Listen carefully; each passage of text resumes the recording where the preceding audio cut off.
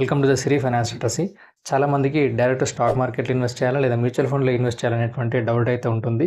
ఈ doubt clarify అవ్వడానికి ఈ వీడియోని స్కిప్ చేయకుండా ఎండ్ వరకు చూసినట్లయితే మీకు క్లారిటీ వస్తుంది.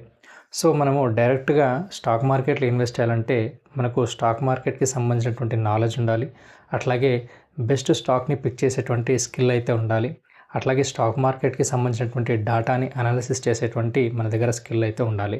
అట్లాగే ఈ స్టాక్ మార్కెట్ డాటాని అనలైజ్ చేయడం, అట్లాగే మార్కెట్ని అబ్జర్వ్ చేయడం, మార్కెట్లో ఉన్నటువంటి వొలటాలిటీని అట్లాగే మార్కెట్ యొక్క పర్ఫార్మెన్స్ని అబ్జర్వ్ చేయడానికి మన దగ్గర అయితే టైం అయితే ఉండాలి. సో ఆ టైంని స్పెండ్ చేసినప్పుడు మాత్రమే బెస్ట్ స్టాక్ని పిక్ చేస్తాము. మన పోర్ట్ఫోలియోలో ఉన్నటువంటి బెస్ట్ స్టాక్స్ మంచి రిటర్న్స్ అయితే ఇస్తాయి. మనం ఎంత మంచి స్టాక్స్ని పిక్ చేసినప్పటికీ కూడా కొన్ని స్టాక్స్ అయితే నెగిటివ్ రిటర్న్స్ ఇస్తాయి, కొన్ని స్టాక్స్ మంచి రిటర్న్స్ ఇచ్చేటువంటి ఛాన్స్ అయితే ఉంటుంది. సో మీ దగ్గర స్కిల్ ఉండి, టైం ఉండి, అట్లాగే మీకు మార్కెట్ని అబ్జర్వ్ చేసేటువంటి స్కిల్స్ మీ దగ్గర ఉన్నట్లయితే డైరెక్ట్ స్టాక్ మార్కెట్లో ఇన్వెస్ట్మెంట్ అయితే చేయొచ్చు. సో మీ దగ్గర టైం లేకున్నా, స్కిల్ లేకున్నా డైరెక్ట్గా మీరు ఇన్వెస్ట్ చేయాలనుకున్నట్లయితే మ్యూచువల్ ఫండ్ అనేది బెస్ట్ ఆప్షన్. సో ఇక్కడ మ్యూచువల్ ఫండ్ కనుక చూసినట్లయితే మ్యూచువల్ ఫండ్లో మనకు ఫండ్ మేనేజర్ ఉంటారు. అట్లాగే సెబీ గైడ్లైన్స్ ప్రకారం మీకైతే స్టాక్ని అయితే పిక్ చేస్తారు. అట్లాగే సెబీ గైడ్లైన్స్ ప్రకారం అసెట్ అలొకేషన్ అనేది జరుగుతుంది ఆ ఫండ్లో. సో ఇక్కడ మనకు మ్యూచువల్ ఫండ్లో ఒక టీం అనేది ఉంటుంది.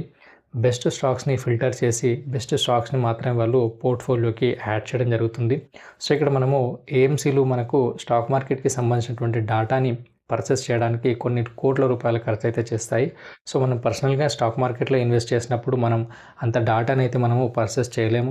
అట్లాగే డాటాని పర్చేస్ చేసినప్పుడు కూడా దాని అంతటిని ఫిల్టర్ చేసి బెస్ట్ స్టాక్స్ని అయితే మనము సెలెక్షన్ చేయడానికి కష్టంతో కూడుకున్నటువంటి పని. సో ఎలాంటి రిస్క్ లేకుండా మనం స్టాక్ మార్కెట్లో ఇన్వెస్ట్ చేయాలనుకున్నట్లయితే మ్యూచువల్ ఫండ్ అనేది బెస్ట్ ఆప్షన్ ఇది. ఇక్కడ మనకు ప్రొఫెషనల్స్ ఉంటారు.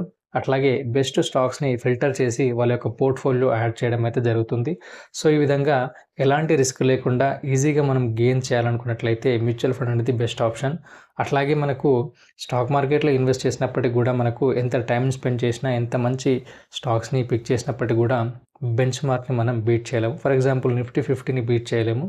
ఇక్కడ మనకు మ్యూచువల్ ఫండ్లో కనుక చూసినట్లయితే ప్రతి మ్యూచువల్ ఫండ్ కూడా ఒక ఇండెక్స్ని అయితే బెంచ్ మార్క్ అయితే తీసుకుంటుంది. ప్రతి మ్యూచువల్ ఫండ్ కూడా దాదాపుగా ఆ బెంచ్ మార్క్ని బీట్ చేస్తుంది. కొన్నిసార్లు అండర్ పర్ఫామ్ చేసినప్పుడు కూడా చాలాసార్లు అవుట్ పర్ఫామ్ అయితే చేస్తాయి, మంచి రిటర్న్స్ అయితే జనరేట్ చేస్తాయి. సో ఇక్కడ మనకు టైం అండ్ స్కిల్ లేకున్నా మనము ఈజీగా మన యొక్క అమౌంట్ని ఇన్వెస్ట్ చేసి గెయిన్స్ అయితే మనం పొందొచ్చు. బెస్ట్ ఆప్షన్ వచ్చేసి ఎవరి దగ్గర అయితే స్కిల్ ఉండి, టైం ఉండి మేమైతే డైరెక్ట్ ఇన్వెస్ట్ చేస్తామనుకుంటారో వారికి స్టాక్ మార్కెట్ అనేది బెస్ట్ ఆప్షన్. స్కిల్ లేకున్నా, టైం లేకున్నా ఈజీగా ఎలాంటి రిస్క్ లేకుండా మేము అమౌంట్ని ఇన్వెస్ట్ చేస్తామనుకునే వారికి మ్యూచువల్ ఫండ్ అనేది బెస్ట్ ఆప్షన్. స్టాక్ మార్కెట్లో ఇన్వెస్ట్ చేయాలా, మ్యూచువల్ ఫండ్లో ఇన్వెస్ట్ చేయాలనేటువంటి క్లారిటీ అయితే వచ్చిందని అనుకుంటున్నాను.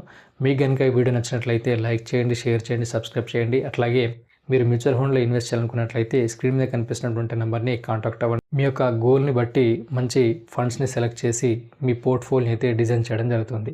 Thank you for watching this video.